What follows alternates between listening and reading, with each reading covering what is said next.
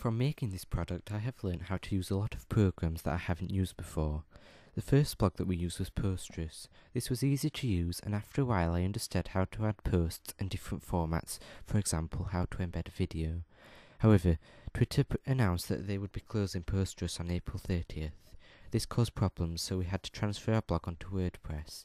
I found WordPress harder to use because you could choose different posting options, and the layout was very different, so I found it difficult. However, after a while I understood it and got the basic grips of the blog. For brainstorming the initial ideas of the magazine, we used Bubble.us, which allowed you to create spider diagrams. This wasn't too hard to use, and I thought it was brilliant because you could save the diagram instead of scanning it in. I used a scanner to scan in the magazines that I was copying from the magazine. This was to do my magazine analysis. To create our magazine pitch, we used Prezi. This was an interactive presentation website.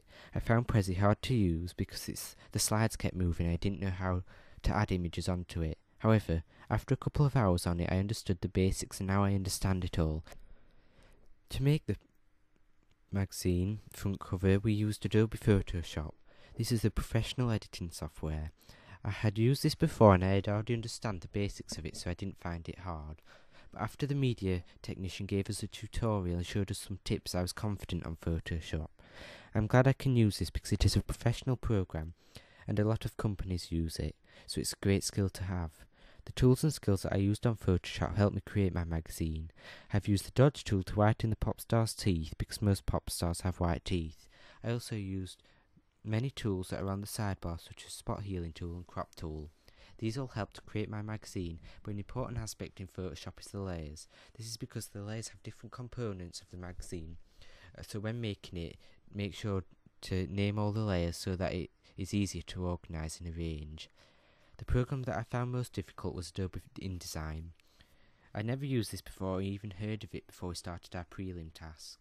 I think I didn't understand it because there were a lot of buttons which were everywhere and daunting. Also, it wasn't as simple to import or place something.